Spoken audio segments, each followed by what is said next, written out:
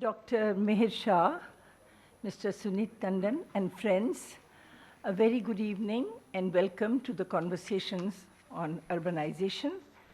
Today we have a very special guest whose brains we must pick because he has been daring enough to have as the title, Solutions to Our Water Crisis. All the time we talk of the problems, but here is one who's willing, and I can't think of anyone better than Mihir to give us the spectrum of solutions. And I hope that you will also give us the political feasibility of those solutions, how to make them work. Now, Dr. Shah, you have received this circular both in your emails and today, so I'm not going to elaborate on who he is, except to say that he, after his studies in economics and his PhD at the CDS in Kerala, he's taught and then he's set up an NGO, which is Samaj Pragati Sahyog, which is inspired by the life and work of Baba Amte.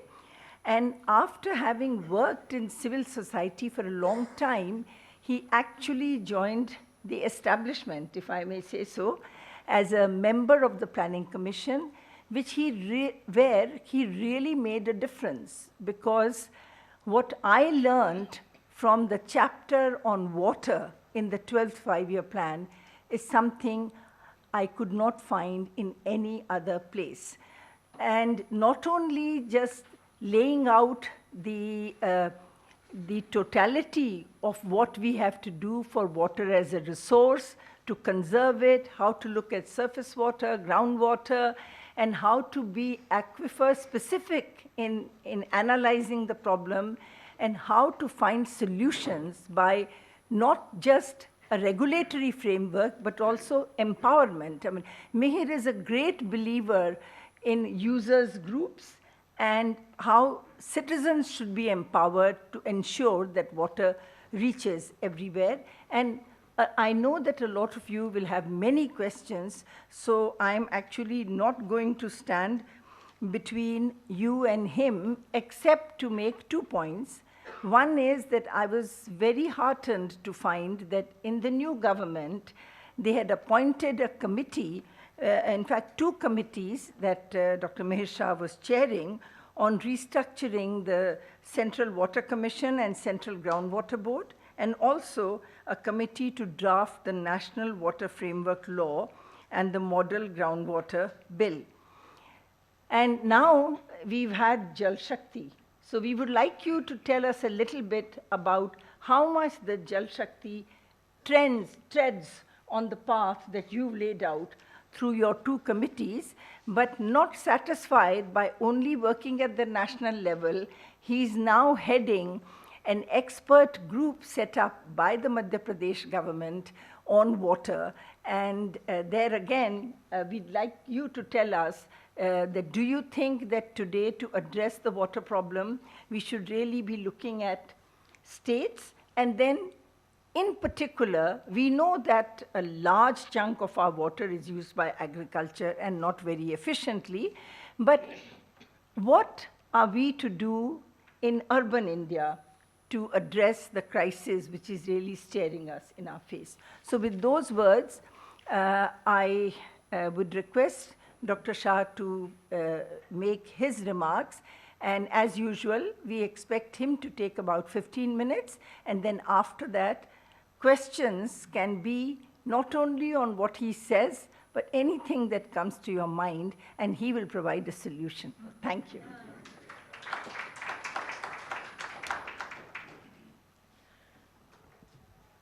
Thank you, Isha, for those kind words. And so nice to see my friend from college more than 40 years ago.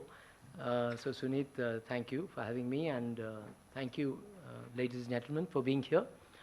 I regard water as the single most important issue, not only facing India, but the planet as a whole. And it's not merely an issue concerning the daily lives of citizens, which we all know it is. But I used to often tell Dr. Manmohan Singh, when he was Prime Minister, that, the growth rate that so many are so concerned about, and, there's so much discussion on 5%, 7%, 8%, I think people don't sufficiently make the connect between what we are doing to the water economy of this country and the possibilities of that growth rate being achieved by the economy as a whole. Because I believe that water is India's single most important infrastructure sector, and we have never seen it like that. When we think of infrastructure, we think of roads, we think of ports, airports. I don't think we think of water in the same way, the way we think of these other issues. And I think it's very important to realize that the way we handle the water sector is going to determine the future of India's growth prospects and, of course, the lives and livelihoods of millions of our people. So, because of the time restriction, which I actually really appreciate, I think this is a very good format that we have a rich discussion rather than just one person speaking endlessly. But I thought I'll just begin by, highlighting some of the key aspects of the water economy, which I think we should bear in mind. So, because I have promised to talk of solutions, I thought I'll begin by, in a sense, critiquing the solutions that the mainstream has adopted for the last 70 years.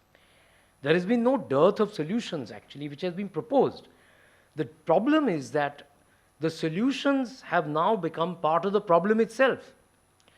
In philosophical terms, sometimes it's described as vicious infinite regress, where you keep moving on a certain path and you think that's going to provide you an answer to your problems, but it actually ends up aggravating the problem itself. So I'll illustrate it with 2 points, which are the pillars of water policy in India since independence. What have we done to solve India's water problem?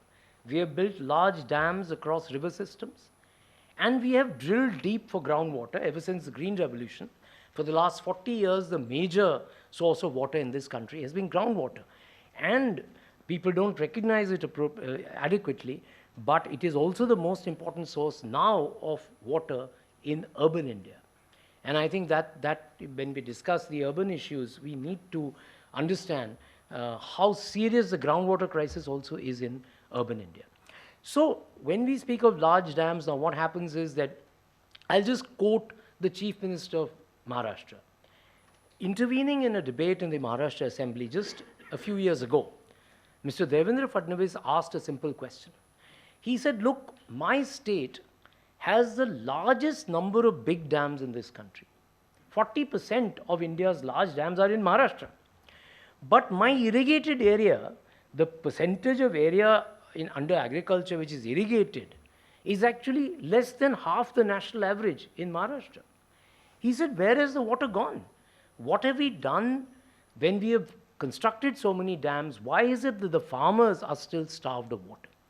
And the report, the committee that Isha was referring to, which I chaired in 2015-16, we took that as a starting point of our report. We said, let's try and address this conundrum, which a very senior policymaker in this country, is after all the Chief Minister of one of the most important states, he has posed this question for us. Let's try and answer this question. Why is it that despite building all these large dam structures, we still are facing such acute shortages of water? In fact, as you all know, we have droughts, and then a few months later, we have floods. And the big dams that we built were supposed to be solutions to both. There were solutions to droughts and there were solutions to floods. But what has happened actually is that we have focused on the engineering. We have focused on construction. I'm sorry to say, as governments tend to do, we have focused on spending money, expenditure, outlay, rather than outcome. So what we have done is that we build these large dams, we displace millions of people. I'm not too sure how far those have been given an alternative source of livelihood or rehabilitation. You see a lot of people crowding the red lights in cities like Delhi, and we say, oh God, these guys, they should be doing some productive work. But we have never paused to consider the fact that these were people probably from some tribal area where a large dam was built or another kind of development project was built, and They were just displaced, they were thrown out of their lands, and they were now crowding the metros of this country. So having done all that, fine, let's not enter the debate on large dams at all. Let's not go into whether we should build them or not. My question is only, have the dams served the purpose for which they were built? Has the water actually reached the farmers for whom it was meant? Trillions of liters of water today is stored in the large dams of this country, and it is not making its way to the farmers' fields for which it is meant. And the simple answer to that, so-called paradox is that we have understood water in a unidimensional manner. We think water is about engineering. We think it's about constructing dams. We don't realize that fundamentally water is about management. It's about ensuring that the water that is stored in these dams is actually managed properly, is actually reaching the people for whom it is meant. Let's put it another way. The major problem with India's development programs has been the lack of emphasis on the neglect of last mile connectivity. In everything you see, it's the last mile which we don't tackle. We build the dam, we even build a large canal. If you've seen the Sardar Sarovar Canal, it's bigger than most of our rivers. I don't know how many of you have seen it, but from the canal, the connecting channel which will take the water to the farmers' fields, we have not focused on. And the problem is that the engineers who have been handling these issues are actually not trained to do so. They do not have the requisite professional skills to be able to do this, because that is not what they were being asked to do. So I often, a lot of the Central Water Commission engineers get very upset when I say these things. And I say, look, it's not your fault. You did what you were asked to do. You built the dams, you built the main canal systems. But in our water bureaucracies, in our water management systems, we do not have professionals from the key disciplines. Take the disciplines from which we do not have people. We do not have agronomists. If you don't have an agronomist who understands how water has to be used, we will obviously misuse water. Our water use efficiency is among the lowest in the world. We do not have hydrogeologists, people who will understand groundwater. We do not have social mobilizers, people who will get the farmers together to actually feel a sense of ownership on that water and manage it efficiently. So without that multidisciplinary approach to water, we have only compounded the problem that we were trying to tackle in the first place. I leave the large dams here for a moment because we don't have that much time. Let me come to groundwater, which is the major source of water in this country, as I said, over the last 40 years. And India is the largest consumer of groundwater in the world. Number 2 and number 3 are China and the US. You add up China and the US, it's still less than India. That's the amount of groundwater we are guzzling on a daily basis in this country. But what we have done there as well, what I'm saying is we have ignored the basics of water science. Now, water science in terms of hydrogeology will teach us that the amount of water that you take out of the ground, that must get replenished. That's sometimes called the natural rate of groundwater recharge. Now, what does that rate depend on? It depends on the nature of the soil and the rocks that are found below the ground. Now, nearly 2/3 of India has very hard rock formations which underlay the Indian surface.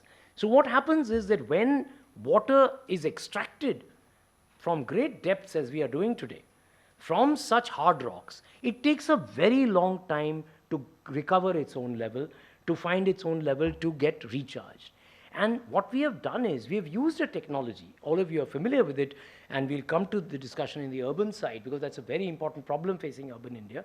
We have drilled through tube wells and bore wells, and we have gone indiscriminately to deeper and deeper depths without worrying about how the water will get recharged. We have virtually mined our groundwater. And today, as I said, this solution to India's water problem has now become part of the problem itself. So whether it is the large dams, which have reached a certain kind of limit in terms of what they are being able to provide us, or groundwater, we are not being able to actually find a solution through these means. So what is it that I am saying that we could do in terms of finding the solutions? I'll give you a bit of a trailer before entering the discussion, then we can go into more detail about that. I think the simple point in a nutshell that we can make is that we have focused only on the supply side. We have looked at the endless possibility of increasing the availability of water to our people, we have never focused on the demand side. We have not looked at managing water, what's called demand management of water.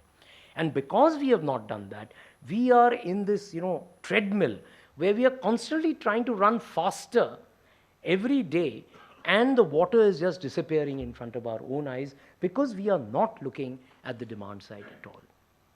Now, what does it mean to look at the demand side? Where is the demand for water? Who is taking away most of India's water? The latest FAO database, Aquastat database, tells us now that India is the largest consumer of water in the agriculture sector. 90% of India's water is now going to farming. But when we look a little more closely at the agriculture sector as to where this water is going, we find three primary crops. Three crops are taking away 80% of India's irrigation. Which are those crops? They are rice, wheat, and sugarcane. They are the water-intensive crops. Rice and wheat are the crops which led the Green Revolution, which made India self-sufficient in food grains. And so, we must never overlook the fact that the Green Revolution made a great contribution to food self-sufficiency in India and to national self-determination. But that was 50 years ago. A country which follows the same policies, irrespective of the situation on the ground, of the understanding of water that we have today, if we continue to do the same thing over and over again, we are only going to aggravate the problem. As I'm saying, the situation has changed. We have a new kind of problem. We need a new kind of solution. And in brief, the solution is, you look at any enterprise which is risky, okay? I'm sure most of you have invested in the stock market at one point or the other. Maybe, you're a little wary of it right now. But what is the basic advice any, investment banker or anybody who handles your portfolio will tell you? It's diversification, right? Don't put all eggs in one basket. You must have portfolio diversification. Now imagine that's the market. Imagine now you think of agriculture and think of the kinds of risks involved. It's not only market risk, but weather risk. The fact of climate change is, of course, a double whammy, but agriculture has always had to face a weather risk. In that kind of enterprise, we have advocated monoculture. We have actually incentivized our farmers to focus only on monoculture of wheat, rice. In Madhya Pradesh, where I've spent so many years of my life, we had the soybean revolution. And what happened? Argentina and Brazil started producing soybean at much lower cost than India. We have been wiped out in the export market. The farmers are facing a real crisis of livelihoods. So, if you do not have crop diversification, you cannot solve India's water problem. I'm making a very strong statement, but it's a very considered statement. And with a rapidly urbanizing and industrializing economy, which we want India to be, the water that these sectors of the economy require will never be released if we do not reduce the water consumption that is happening in farming. And without, therefore, diversifying towards less water-intensive crops, let me put it slightly differently, more ecologically appropriate crops for different regions of the country. India is a very diverse nation. It's agroecologically, hydrogeologically very diverse. And the fundamental mistake we have made, I'm sorry to say, I've been part of the Planning Commission, but a centralized vision of planning which advocates one size fits all for as diverse a country as India is bound to fail. We need to understand that we have to respect the diversity of conditions in different parts of the country, the rock types, the water availability, the soil type, etc., etc. All of that should dictate the choices that farmers make. But what have we done?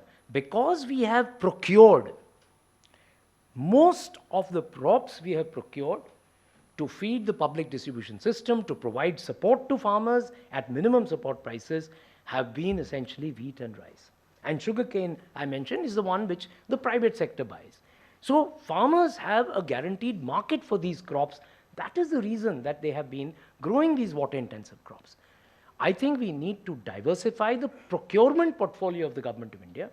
So then the question that I'm asked normally is, What will we do with those crops? What will we do? So I am talking about the millets and the pulses.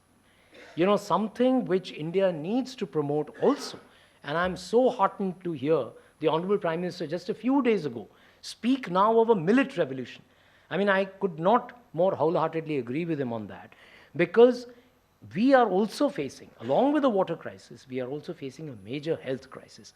It's a crisis of both diabetes and cancer.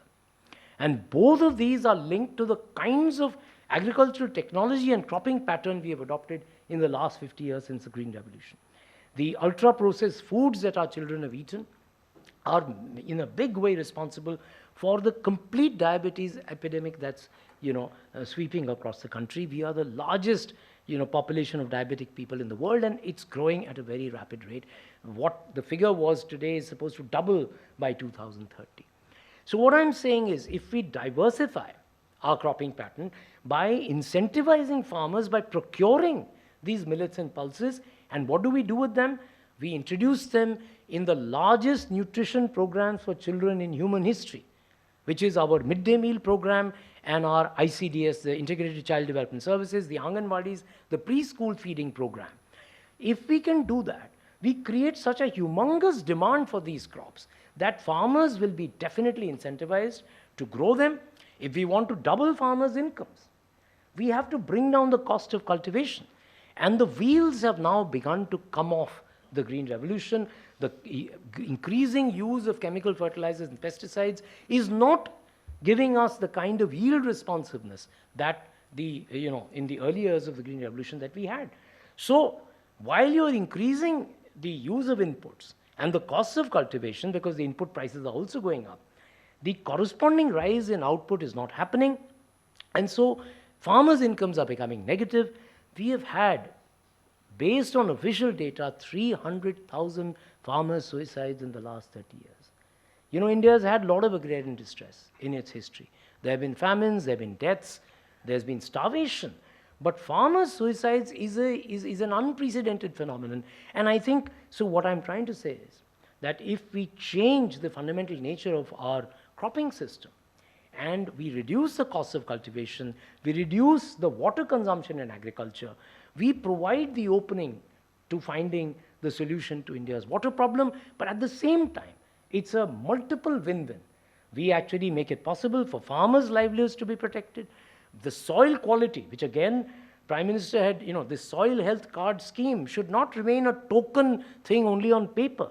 One cannot underscore enough the importance of soil health and how serious a crisis it is in India. And then the entire environmental issue, when I mentioned cancer, the fact that pesticides are now in our drinking water, and it's not only pesticides. In Punjab, we have a cancer express, which runs from the heartlands of Punjab, the heartlands of the Green Revolution, towards the medical capitals of our country. And what has happened there? Uranium has entered the groundwater because you've struck uranium deposits. You've gone so deep in your drilling of groundwater that you have hit uranium, you have hit arsenic, there is fluoride in our groundwater. So arsenic is in eastern India, fluoride in many parts of the country, especially in South India, and in Punjab you have uranium now, which is, and we have recent sort of reports about Bihar itself also being afflicted by uranium in our drinking water. So it's a solution also to our snowballing health crisis, and as we all know, out-of-pocket expenditure on health is the single most important cause for people falling below the poverty line in India, because we haven't got our act together in managing our health systems properly. So, as I said right in the beginning, you hit water and you do it right, you can have solutions to a multiplicity of problems and the crises that this country is facing. So it is these sorts of issues to come to, I don't know how many minutes I've already, 2 minutes left? Right. So I'll just touch upon the fact that even in urban India, it is the demand side that we have to tackle. You take, for example, our growing industrial sector. You take India's industrial water footprint.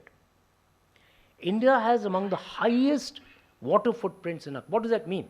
What is water footprint for industry? It's the amount of fresh water that we are using in our industrial processes and the amount of untreated wastewater that we are dumping into our rivers and into our groundwater. Now, you know, Kirit Bhai is here, and ICRIER, we are all economists. What we try to do is to calculate rates of return on investments. And that simple calculation we have made for what if Indian industry were to do recycling of its own water, the payback period on those investments is less than 3 years. We have been spoilt by the fact that you can get water freely available, you can extract groundwater endlessly, there is no check on that, and we are constantly, you know, depleting our groundwater levels by using fresh water endlessly. Actually, in the enlightened self-interest of Indian industry, we must make a big thrust towards recycling of water. The way I put the proposal in the 12th plan is simple. We should not have a license quota permit Raj. Our pollution control boards have been a, you know, let's not use any strong language here, but what they have done, they've actually spawned a political economy of corruption. Let's put it very simply. And that's what license quota permit Rajas tend to do. What I said is, in your annual reports, you set your own benchmark for the kind of water footprint targets that you want to achieve. And government's role will be to monitor that. You know, it's a self-regulation, because it is finally, I don't even believe that we need to give incentives for that. It's in your own enlightened self-interest to actually recycle and reuse water in our thermal power plants, which take up 80% of India's industrial water. And there are good examples. There are business houses which are doing so. NTPC is doing it in its thermal power. So there are examples, and all the solutions that I hope we will talk about are all based on actual best practices on the ground somewhere or the other in India. What the challenge is to scale those best practices. That's what I've been trying to push the government ever since I was in the Planning Commission and even later, to try and facilitate the upscaling of the best practices, the proofs of concepts of a different approach to water, of a paradigm shift in water management, which are available in different states in this country. And just to finally respond to your point, ICRIER, it is the states which have taken the lead and which must take the lead in this paradigm shift in water management in our country. Thank you. Thank you. So, Mihir, what we do is I'll collect 5 questions and then I'll ask you to respond, and like that we'll have several rounds. You might want to sit for a bit. So please raise your hands and please introduce yourself and keep your question or comment as brief as possible. Please. Dr. Mihir, I am K.N. Srivastav. I am Director of India International Center. One issue that you have not covered in your talk is about the failure of the governance. I hail from Eastern UP, and after getting into IAS, I have served in the state of Karnataka. So I would like to just mention something from my experience of my childhood in the Eastern UP and then my service period in Karnataka state. You know, in the Eastern UP and adjoining Bihar, in every village, we used to have 4 or 5, tanks and community Bagh Bagicha gardens. Today, when I go to we had the luxury that for irrigating our paddy crops, if the rainwater was not there or irrigation was, canals were not there, we will be simply digging a well up to a depth of 4 or 5 feet. Water was available, we irrigate and then close the well. This kind of luxury we used to have. Now when I go to my village, I find that most of those tanks have been encroached. Encouraged by the local pradhans or by some tough fellows from the villages, etc. All those gardens have vanished. Brick kilns have come in those places. There is no enforcement of any kind of law, because of which the water table is going down. Today in the same place, now 800, 700 feet you have to dig to get water. Now I come back to my Karnataka state. As you know, in the southern part of Karnataka, which was ruled by Maharaja of Mysore, in every district, we used to have thousands of tanks.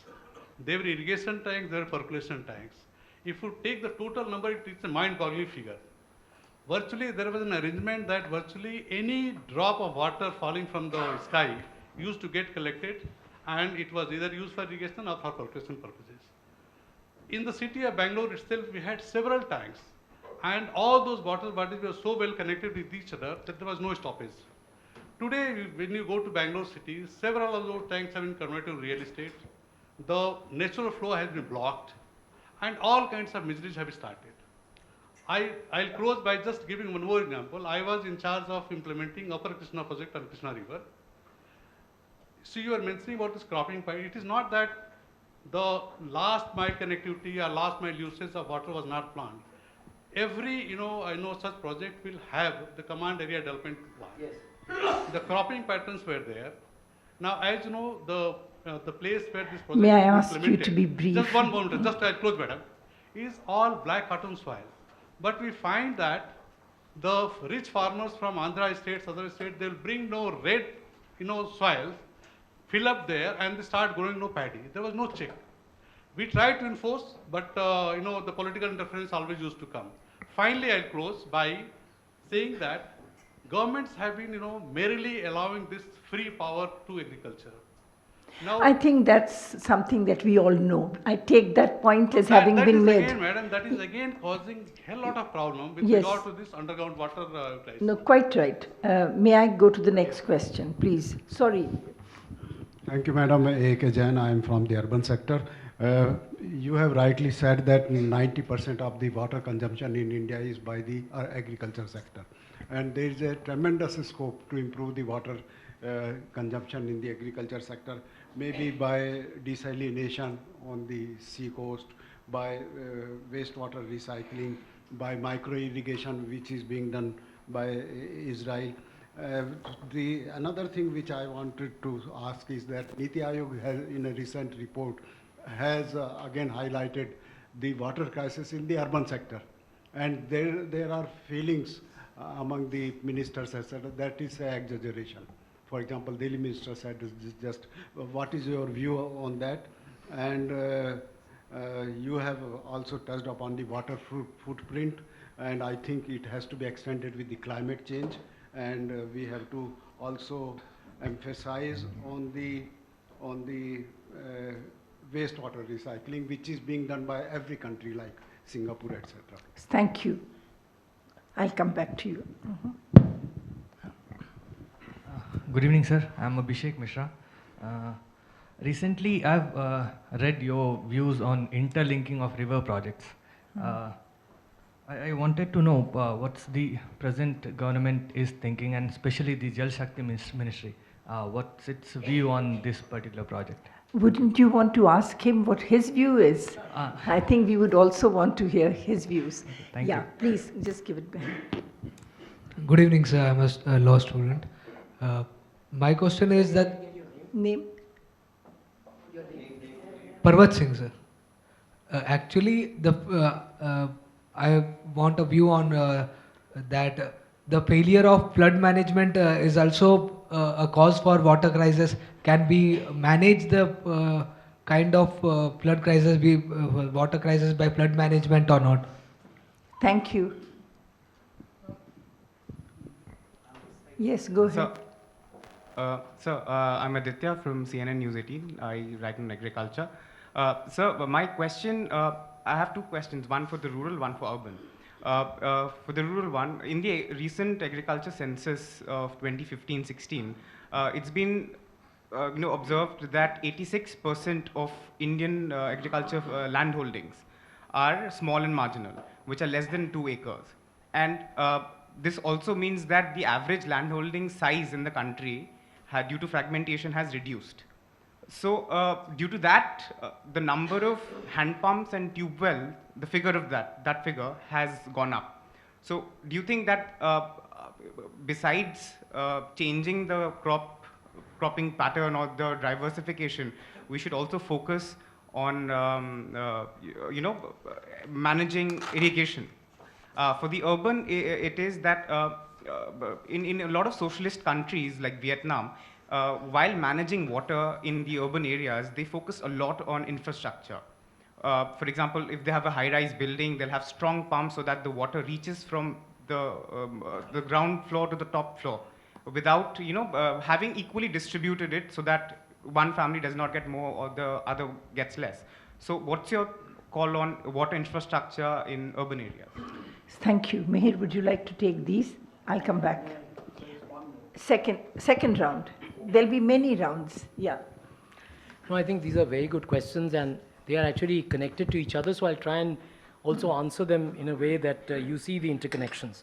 I think, Mr. Srivastava, you're absolutely right and you're bang on target in emphasizing the traditional water harvesting systems that this country has had. Now, I'd like to just spend a few minutes to understand the significance of these because it's also linked to what you said about Bangalore and so the urban problem that we are also talking about. And it's related to both droughts and floods. So I'll just try and explain that. See, the first priority, and I'm happy to say, just to mention the fact that when I made the presentation to the new Minister for Jal Shakti, that very day, he made a big announcement. He actually called all his officers because I was making this point. He said, this point that Dr. Shah is making, I am just passing an order that everyone, and you said the role of the government, I'm happy to report that he said that every one of our traditional water harvesting structures in this country first will be geotagged. We will have a complete census, we'll have a record, we'll put it on, connected to a satellite connectivity so that we can see the condition of those structures. And then, as part of this whole mission that they have announced, we will be trying to revive and restore these traditional water harvesting structures. So I think it's not something that has been publicized much, I don't know why, but I think it's a very, very important step that the government has taken.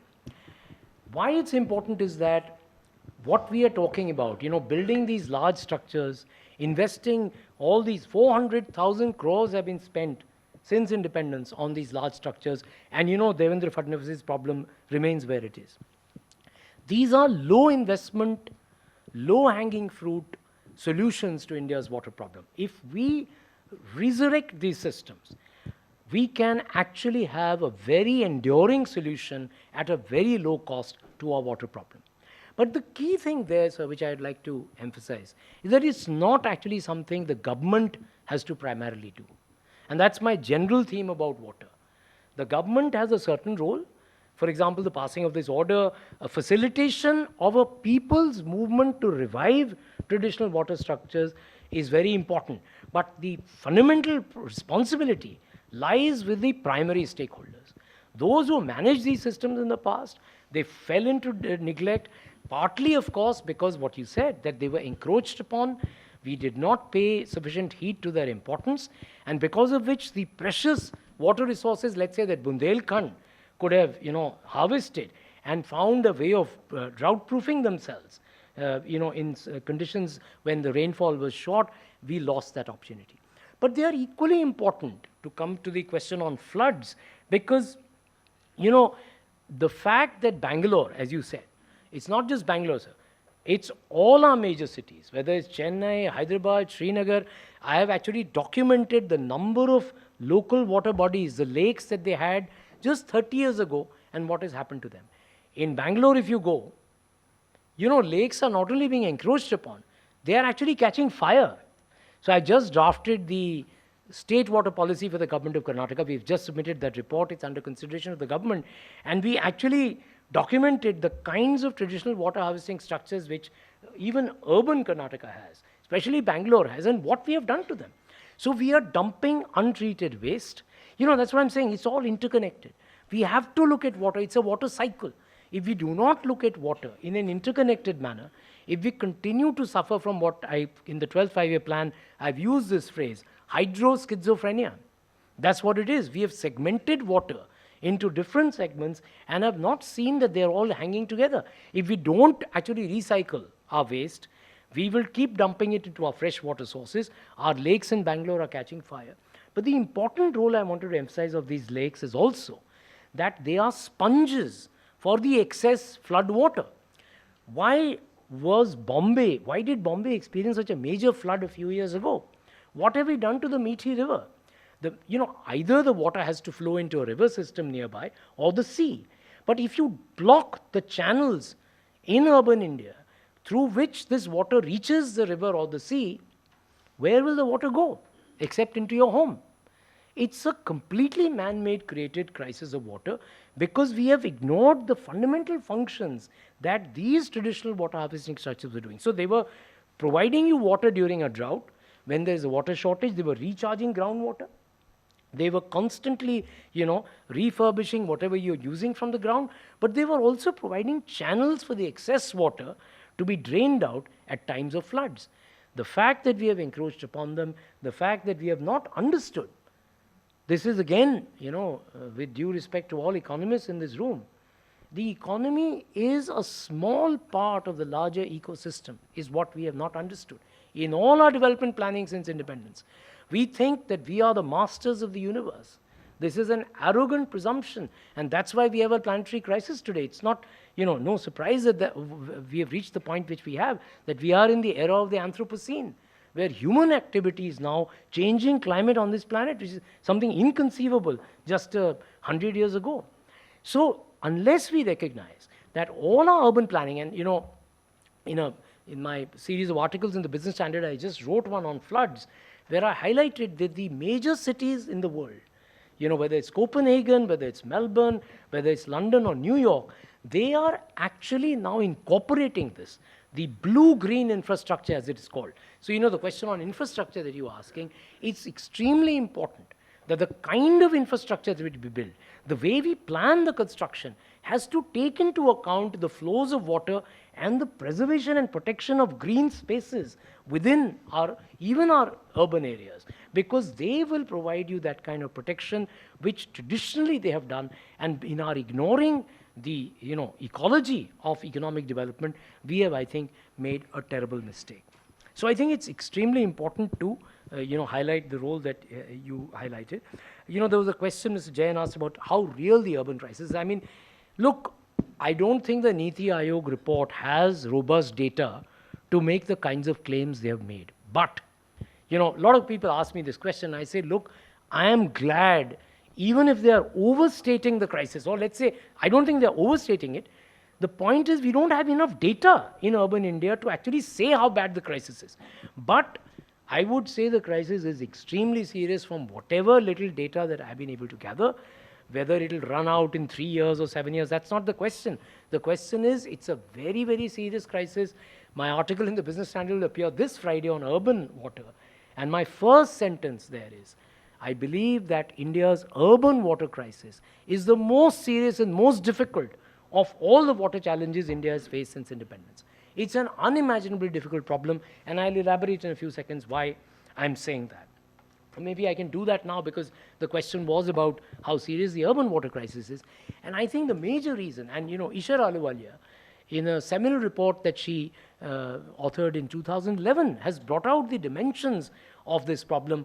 And the fundamental problem we have is that we have a huge wastewater problem in urban India. And unless we look at water and wastewater together, again, there is a hydroschizophrenia here. The hydroschizophrenia in India has many dimensions. Groundwater and surface water are treated separately. Irrigation and drinking water are treated separately. So you have a source of drinking water, but the same aquifer is being used for irrigation, so the drinking water source is dried up. Water and wastewater, we do not look at it together, we are in serious trouble. Because unless we create the kind of capacity that we require to actually treat this wastewater, we will never be able to address the single most emerging water problem in India, which is the problem of water quality. I touched upon it earlier, more in the rural context, but the urban water quality problem is so serious. So we need to, of course, deliberate very carefully on the kind of infrastructure, which, again, I want to emphasize. There was an infrastructure in the 20th century. David Sedlak, who's at the University of California, Berkeley, who's the leading scholar of urban water in the world, he's actually saying something very interesting. Okay, our urban problem is very serious. I'm saying that our urban infrastructure is in a shambles. But this actually gives us an opportunity to leapfrog over the 20th century's outdated, very expensive, very high energy consuming technologies to actually the technologies of the 21st century, where there are many more solutions which are more nature-based solutions, which are more organic in character, biological solutions. Ishar has been writing a column in Indian Express. It's a seminal service she's done, because she has been emphasizing these kinds of alternative solutions, which will maintain the ecology of our urban habitats, which will manage to treat wastewater at very low cost and in a way that is also sustainable. and in a way that also is amenable to decentralized wastewater treatment.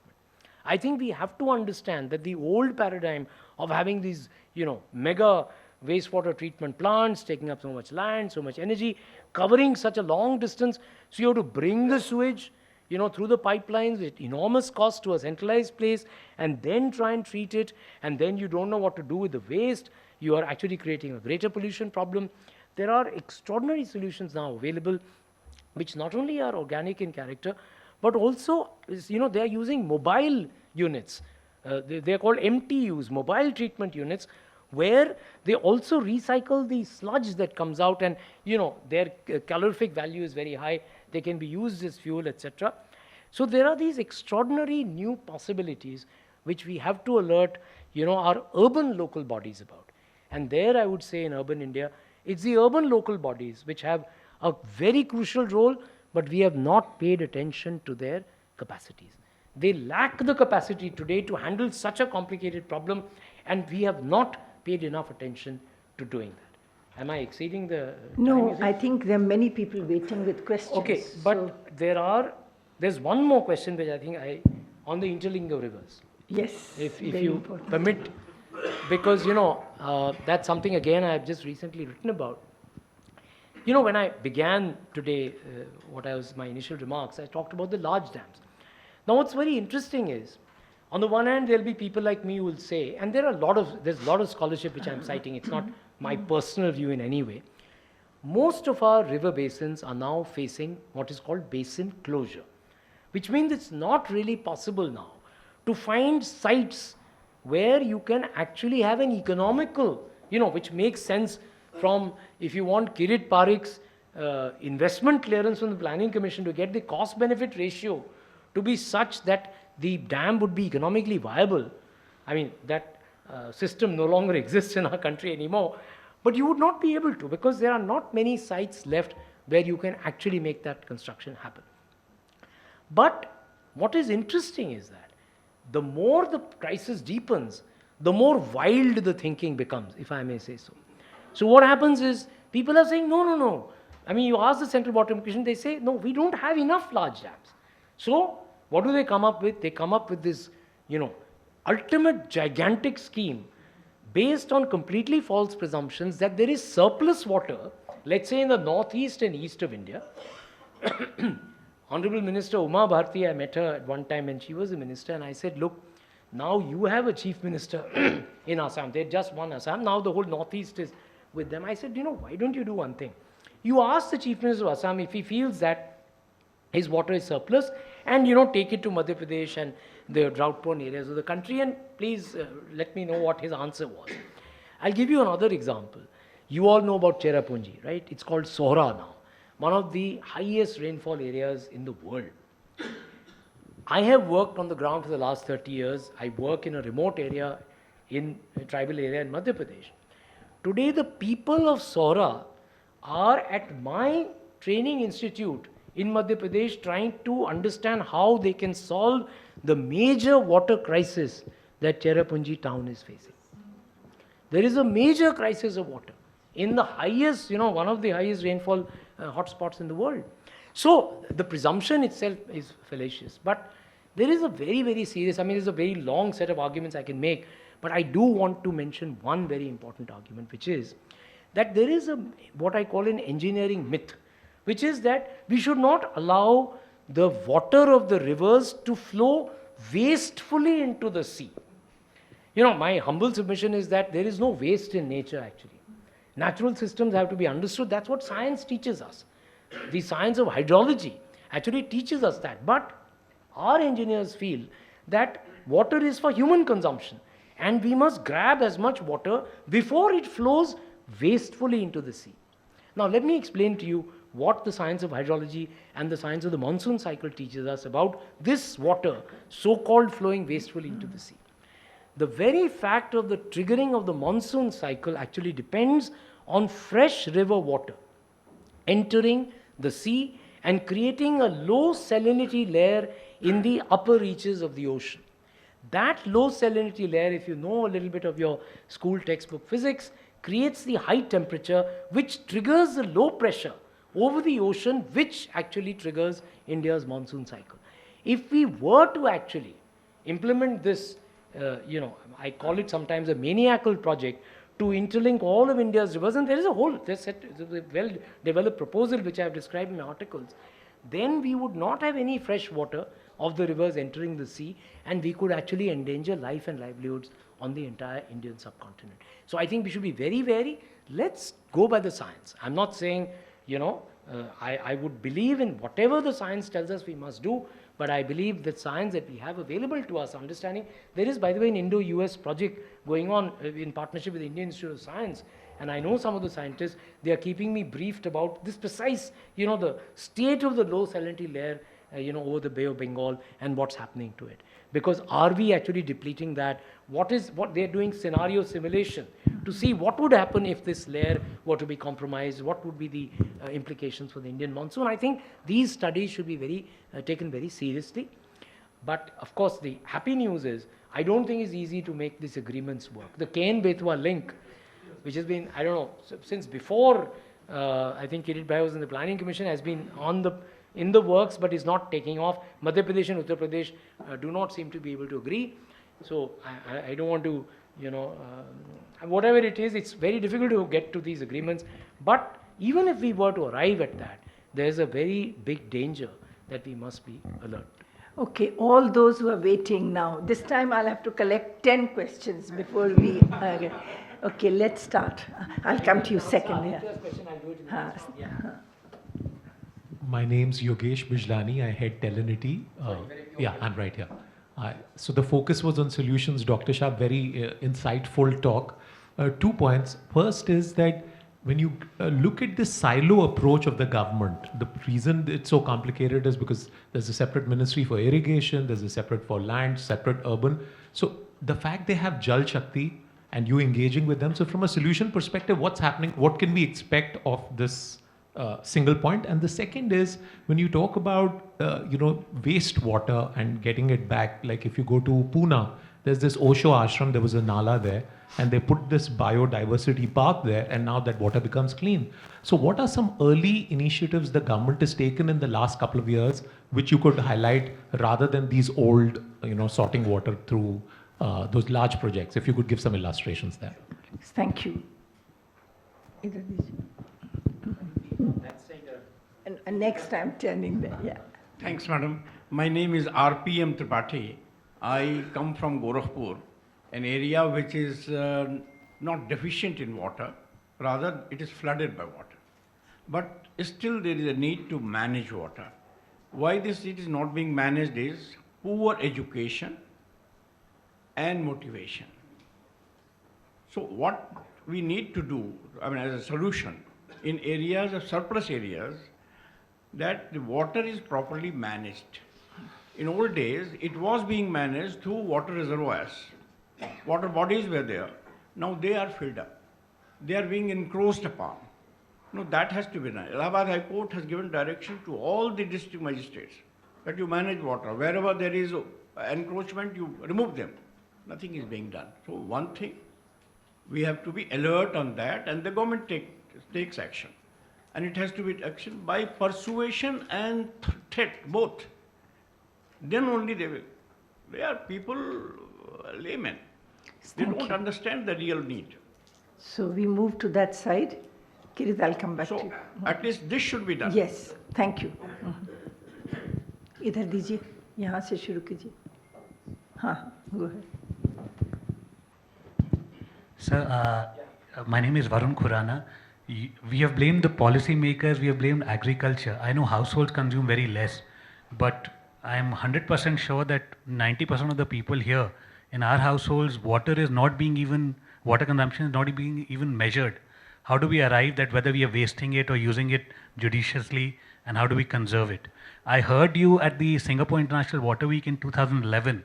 So wanted to know, as a country, have you made any headway in the last 8 years as far as water use and water conservation is concerned?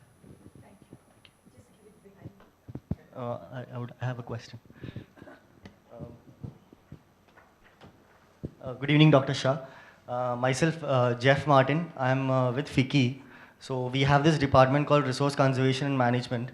So we basically deals with energy audits and environment audit. Under environment audit, what we do is water audit. So the thing is, I'll take 3 words from your presentation, right? Conservation, solution. So what happened was India was once facing, energy crisis. So the government came up with this Energy Conservation Act back in 2001. And because of that, there was a national mission for enhanced energy efficiency, which caused the formation of a body called Bureau of Energy Efficiency, following which mandatory energy audits had to be done for industries. But we do both energy audits and water audits. So with regard to the water audits, we actually don't do it because it's mandatory. We get calls from the clients who are aware about the crisis of the water, and they make sure they're doing something towards the environment. And so they come to us because of that, inbuilt, or since they are aware about that, not because it's a mandatory. So I think in the time for call of crisis, when things are made mandatory, people will take more, Thank you. Can you pass it on behind you? Good evening, Doctor. This is Danish Verma, part of the sustainability team at Yes Bank. We are at a cusp of a solar revolution. Now, one of the key focus areas there is also getting these solar tube wells and solar pumps, which obviously has one definite economic impact of cutting down on diesel imports. Obviously, it's cost less, but but we know the waste of groundwater that can be accentuated. So, what according to you is a possible solution? Because it's not a revolution which has taken off yet; it's about to. So maybe we can take some corrective action there. Second, what's your view on desalination for at least for the metro cities? Given that again solar has caused the tariffs to come down, energy prices come down, would you believe that's something what Chennai possibly today has, possibly all Indian major coastal cities should strive for? Yes, just give it behind you. After that, yeah. Sir, my name is Sonali Das. And so as you said that connecting with the last mile is very important. So don't you think that there are systems in place, but there is no system for accountability or answerability of people who are in that? For example, there was a recent case in UP district where in midday meals they were giving rotis mixed with salt. And there's another case from Lasangaon district from Maharashtra where the receipt of a farmer was negative, which means that he had to pay for his produce. So these are the 2 cases that shake up the entire system of accountability. And so my second part will be the Jal Shakti mission. So as you said that there should be a control on the supply side. So don't you think that Jal Shakti is again another mechanism under the supply side only, but also plays a very important role in demand side? So how can we draw a fine line between the 2? Okay, can you pass it on here, Ayush? Hi, Dr. Shah. Thank you so much for the presentation. It's very insightful. I'm Ayush Khare from ICRIER. I wanted to ask you about pricing of water. I think in the report you had you'd mentioned about pricing water differently for different crops. So what are the solutions for rural and as well as for urban? How do you price water, and how do you manage it politically? I mean, theoretically, if it's possible, how do you ensure that actually translates politically? Okay, just one more. इधर के खत्म कर लें.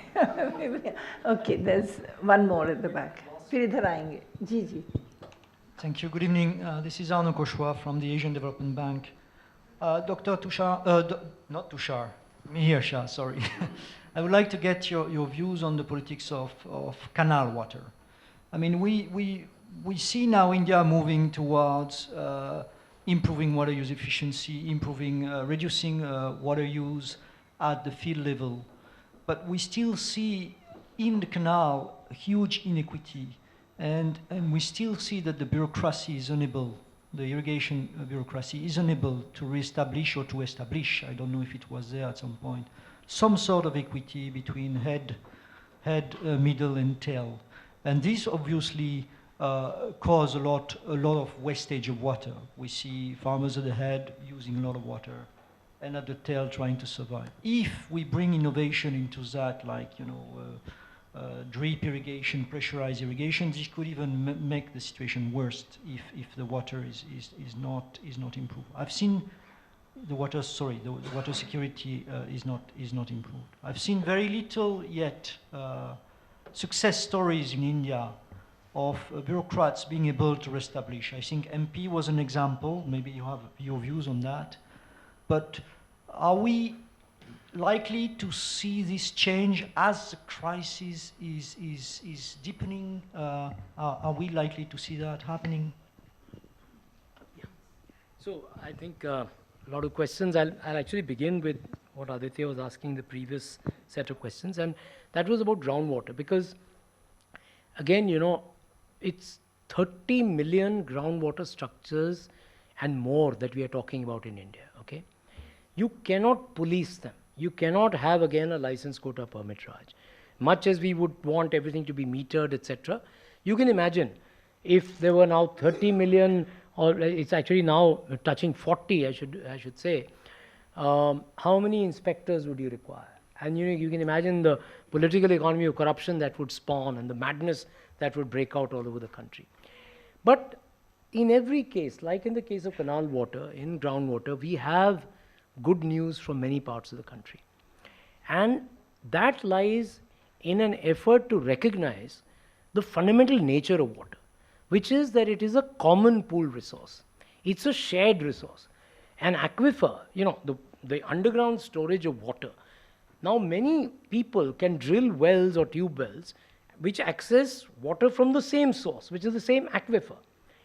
What we need to do, whether in rural India or in urban India, there was a question about the urban setting as well, is that's the program I had initiated when I was member Planning Commission.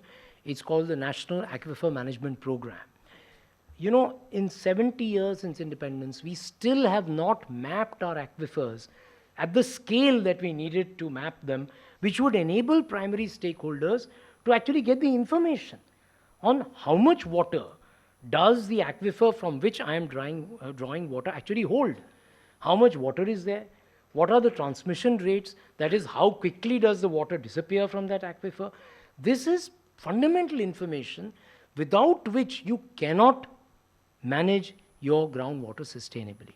So the first task, and it started off in the 12th plan, but the problem is we don't have the capacity within government.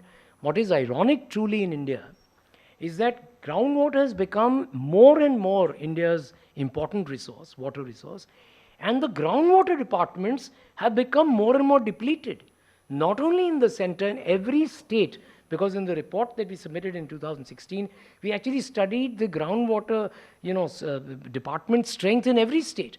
And it's crazy, but it's been coming down over time rather than becoming strengthened with people with different professional multidisciplinary expertise. So because of which we have not been able to carry this program very far. There is another attempt now. The World Bank has brought in a 3,000 crore project which is supposed to help the government to try and build these capacities. But my strong view, and that's what I've been saying from the beginning, which Ishar mentioned right in the beginning, is that it's not government alone which can do this. The primary stakeholders, whether they are farmers, whether they are industry, whether they are urban, the Gurgaon, multi-rises, those people have to understand what they are extracting from the ground. That information has to be shared in a transparent, accessible manner. I'm happy to report now we are developing apps which will enable people to actually, resolve very simple questions about how much water does my aquifer have, if I put this kind of motors, if so many of us are going to do this, what is going to be the depletion rate, etc. I think that has to become a very large national movement where our research institutions, academia, our civil society organizations all have to get together as part of what they are now calling. The minister is repeatedly speaking of a Jan Andolan in water. Now this Jan Andolan is not about raising slogans, etc. It has to be about activating civil society action, which means all stakeholders who are managing these aquifers in this case, and I'll come to your canal problem again, becoming firstly well informed with the science. And this is not rocket science. It's not something very complicated. And there are examples, as I said, 1 million farmers in the state of Andhra Pradesh got together and managed their aquifers equitably and sustainably, changed their cropping pattern. They actually did what is called crop water budgeting. They said that, look, this is the amount of water we have. If we grow water-intensive crops, this water will run out in 3 years. But if we grow crops suited to the agroecology of our region, we will actually be able to have water in perpetuity. And that kind of switch was made. But these are examples, again, as I said, it's the role of the government to facilitate these examples and take them to scale. So I think whether in rural India or in urban India, this has to be the approach. But as an economist, I have to keep coming back. Whatever action civil society may take or stakeholders may take, if the structure of incentives remains biased in favor of water-intensive crops, this will not come to anything. We have to change the incentivization of our water-intensive crops, which has continued since the days of the Green Revolution. We have to diversify. I'm not making a statement against wheat or rice. There are regions of the country, water-abundant regions, you mentioned Eastern UP, etc. There, we must grow these crops. They are suited to those regions. But we also have, Bodo rice in Eastern India, which is grown in the winter and uses so much irrigation water. So we have to be careful about what kind of demands we are making on the limited water resources of our country. And when we ally those incentives with civil society action on the ground, which we must also facilitate as a government, then I think we could be beginning to see the contours of an overall solution. Okay, there was a question about the Jal Shakti ministry, and no, I think it is definitely a step in the right direction, because at least one hydroschizophrenia has been broken, which is drinking water and irrigation. They are now part of the same ministry.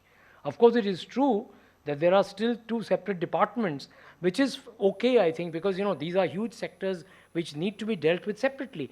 But the thing is, when you make a plan to provide drinking water, and that I emphasized to the minister, I emphasized to Mr. Param Iyer, who is an extraordinary, he was a leader of the Swachh Bharat mission and is an extraordinary officer and is now handling the Jal Jeevan mission.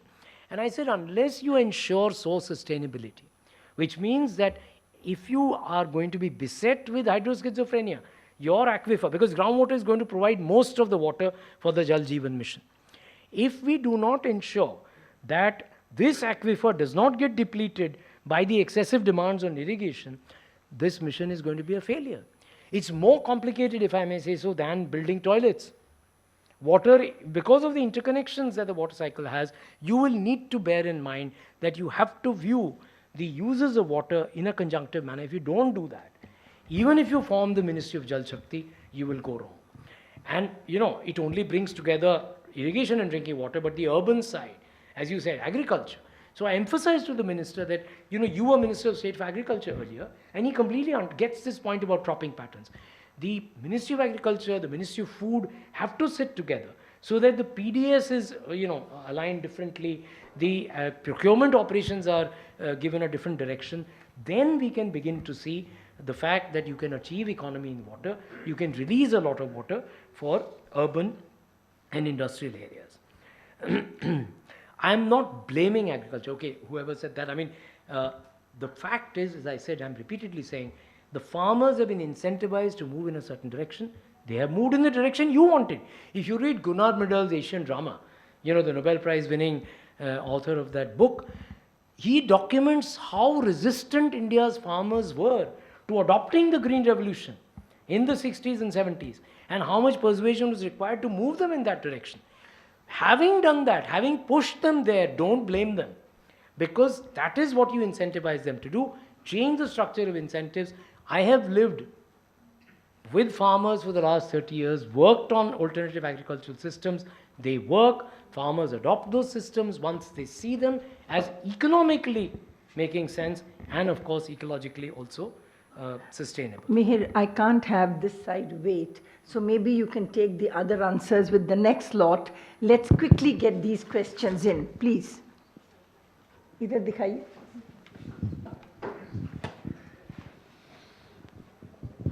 And please be very brief because we are running out of time.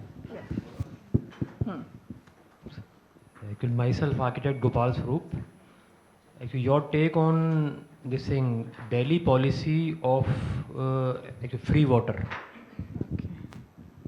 Okay, fine. Next. यहाँ दिखाइए इधर सामने. Thank you, Dr. Mihir. My name is Tapas Chatterjee. I am working for an NGO called Action in Community and Training. I want to put you light on 2 points. Number one is you have not touched the point of solid waste mismanagement in India, which depletes the water again. And number 2 is commons are not so commons. How do you make people understand that? Thanks. Udhar.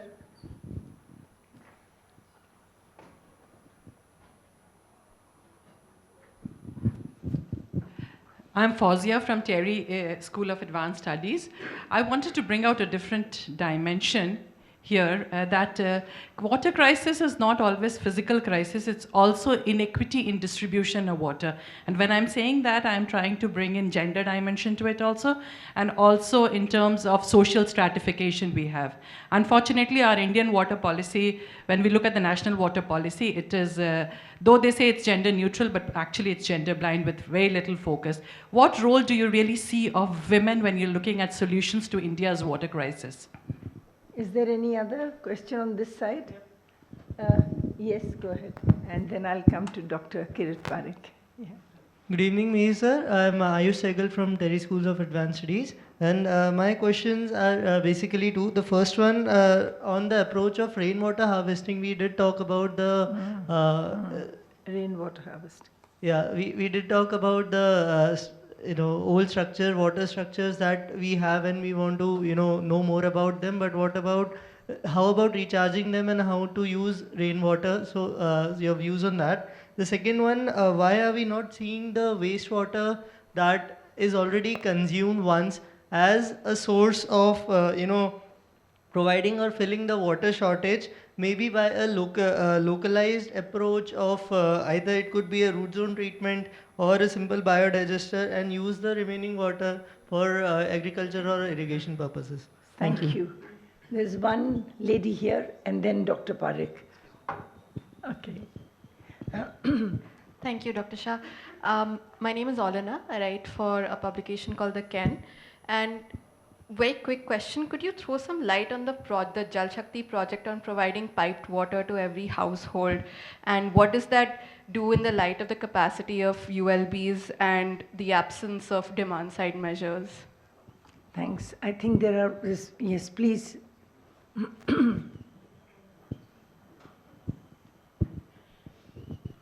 Hello, I'm Yogini. I just wanted to ask, what role do you see for independent regulators, such as the Maharaja Water Resources Regulatory Authority, in water management and prevention of water crisis? Thank you. Can you pass it on at the back? Good evening, Dr. Shah. My question is related to the potable water.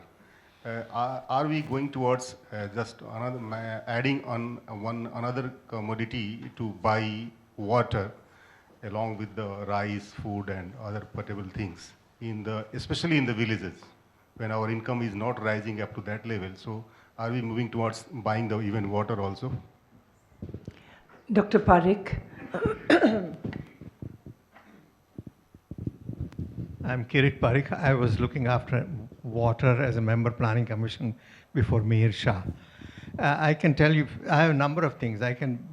Broadly, I agree with your diagnosis. Yes, we need to diversify agriculture. I agree that we need to recycle water as much as possible. We need to give some attention to quality.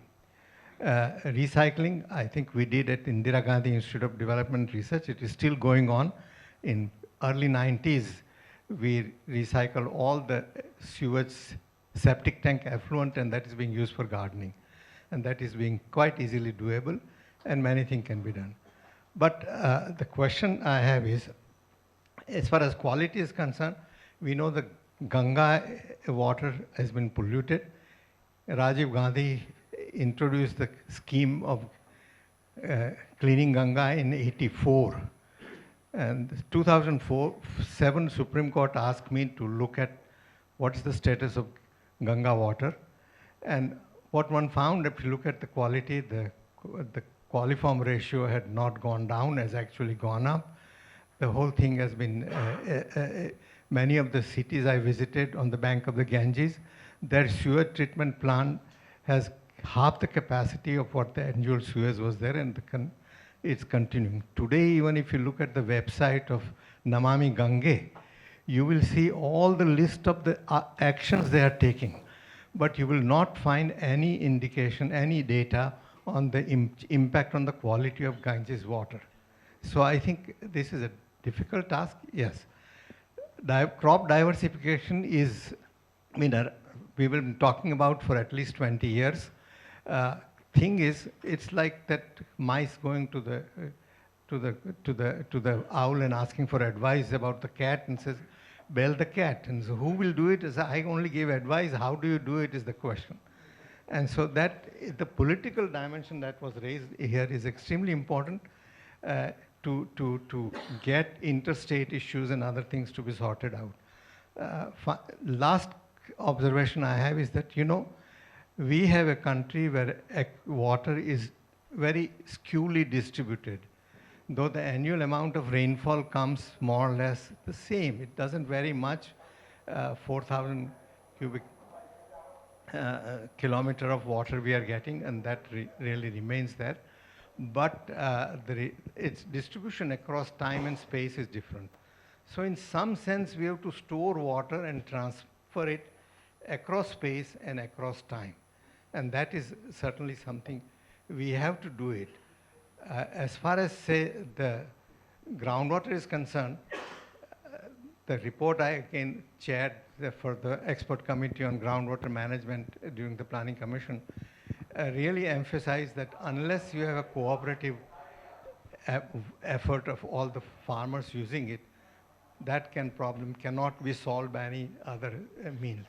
And here you're saying aquifer mapping would be a very good idea, but let me put my engineering hat and I would say aquifer mapping is an extremely complex task and will take a lot of time, though today we have much more technology is available that we might be able to do it. But in a medium term, or in the short term, what we can do and what's that we had recommended is that you tell every sort of small village community what is the level of groundwater that they have is going up and down. Give them the real-time information of the groundwater. They don't need to know whether aquifer is, how much water is that. They will understand how much water they can use and what they can do. And unless they understand that and cooperative manage it, it cannot be functioned. Finally, one comment is that India's population was 350 million in 47. Today we are 1,300 million. To think about all the old traditional solutions which worked beautifully in those days would still work today without and accounting for this large population, its pressure on land, and I mean, we have even 350 million now nearly in urban areas. How do we solve the urban water problem? Delhi has more water per capita than Paris, that everybody knows, it's a well-known thing. And yet we don't get 24/7 water as that. That would be an easy way, a solution, engineering solution, not necessarily a demand-side management, but that can certainly be done. Delhi has started charging water effectively. I'm paying a lot of money these days for water every month. And I think that's a very important thing because one becomes aware of the kind of, the quantity of water you're using and so on. Thank you, Kirit Bhai. I'll start by responding to what you said because you touched on actually the entire gamut of issues and did it so well as always. So firstly, I absolutely agree that it is by people getting together, and I'm not talking of some complex aquifer mapping exercise which will take donkey's years. It is precisely this kind of information which can be even at times back of the envelope. But I think we should continue that aquifer mapping exercise because we do need robust data. As you said, it's a dynamic situation. It will constantly evolve. So we need the rigorous science also to back up what we may do in a more expedient manner, and we should do that. As far as the traditional systems and the older systems and how far they can work today, my point is it's not an either or. we have to, and I'm telling you, if you study today, the leading cities of the world, and I'm talking of cities across the world, across continents, they are all recognizing that we have to plan infrastructure development in urban areas, take into account the ecology. That's all I'm saying. I'm not saying we go back to some previous time. We must plan building infrastructure in a way that takes into account the ecological services. Let me give you an example here, which is the most well established, which will cover some of the other questions that were asked, which is the city of New York. What does New York do? How has it maintained its really clean water supply? It's done it because it is paying the people who live in the catchment areas of New York for the ecosystem services that they render to the city.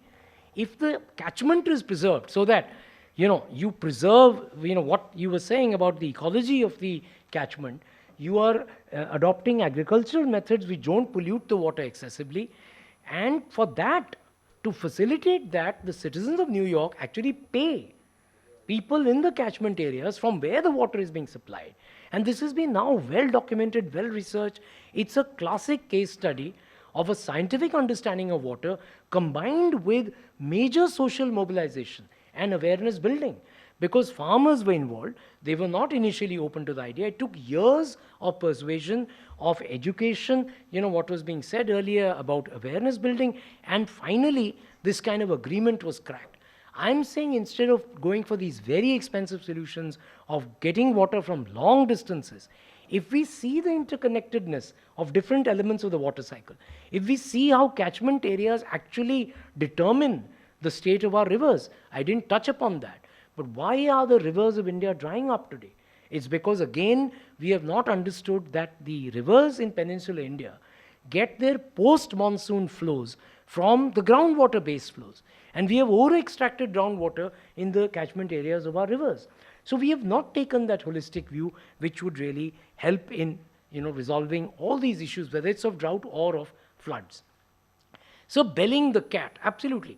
You raise the political issue, but therefore, what Ishar said right in the beginning, the solutions I am preferring are absolutely doable, practical solutions. When I talk about diversifying the cropping pattern, sir, I am saying we create a durable demand for these crops by introducing them into the midday meal and the ICDS. I'm working with bureaucrats at the state government level. Odisha has already started this. In Karnataka, we are beginning. Madhya Pradesh, as you said, I'm chairing that committee. We are going to begin that. That you start introducing these, changes in the menu of the Anganwadis in the midday meal. I asked the bureaucrats, it takes 15 din lagenge. Not more than that to actually, the menu luckily is not decided by the Planning Commission or Niti Aayog or whoever. It's obviously decided in a very decentralized manner, which is how things actually can work.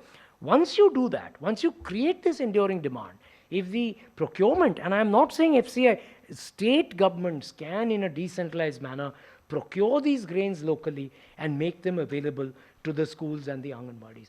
This creates and feed them to the PDS. You need a holistic, integrated view. It's difficult because silo-based thinking is so dominant in government, but I think it's absolutely doable and possible. So, sir, the structure of incentives has to change. It can be practically done by introducing this, and as I said, it has multiple win-wins because health is a very major issue. Pricing. So I am saying, I am taking a very strong view in favor of pricing of water. Demand-side solutions will not happen. When Mr. Kejriwal announced his free water scheme, one of the questions was about that. I was member Planning Commission.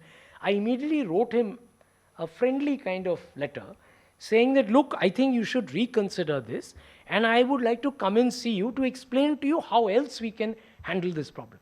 My point is simple. If you want actually the unserved areas to get covered, there will be a cost. I am talking of low-cost solutions, but there will be some cost. And I think unless people understand the value of the water they're consuming, so you are giving, you are paying for that water, but we are still underpricing water in India. But what I am actually saying is the work that I have done for the last 30 years, the canal water, how people actually are able to manage it sustainably is when we actually enable them to be in charge of pricing. And women, I'm grateful for that question.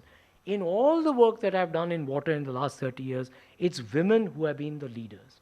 It's women who show the leadership to actually, in a collective, participatory, transparent manner, arrive at the pricing for water, whether it's drinking water, whether it's irrigation water, they say, because why? Because you have now transferred the ownership. So the participatory irrigation management will only work under very specific conditions. Those conditions are now well understood, and unless we follow that, we should not be just being compelled by the Planning Commission or Niti Aayog or whoever to pass laws for participatory irrigation management. It has to be something which grows more organically, with the water users associations being empowered. Thank you, Isha, for mentioning that word in the beginning. If we empower them to actually charge for water and then to retain the revenues to maintain the maintenance of the systems, how will you pay for the systems to work? So when people understand that look, now this water is in our control, we manage this part of the command area, so sir, command area development has been there, but it's been on paper. It's not been implemented, but now we have examples. Madhya Pradesh is definitely a well-cited example. Gujarat was an example. Andhra Pradesh, the loss-making irrigation department was turned green by the fact of empowering water users associations and generating revenues which help maintain these last-mile connectivity systems. So I think pricing of water is extremely important, and the Jal Jeevan Mission would be well advised to actually integrate that, but do it in a way that is not an imposition. The way, for example, there was resistance to water pricing in Delhi when it was first, Sheila Dikshit tried to introduce it, was because it was imposed from above. But once you actually empower these associations of primary stakeholders, these are well-documented legion success stories across the country which can manage that. And the entire question, therefore, of how we can deal with the commons, which is one of the questions that came up, is precisely in this way, that the commons have to be managed by all the stakeholders who are co-dependent on the commons. And we have to equip them with the kind of knowledge that they require, and then empower them to take decisions about the preservation of the commons. And this applies both to groundwater and to surface water. There was a question on desalination. I think this country can still manage without very expensive solutions. We have not done the basics yet.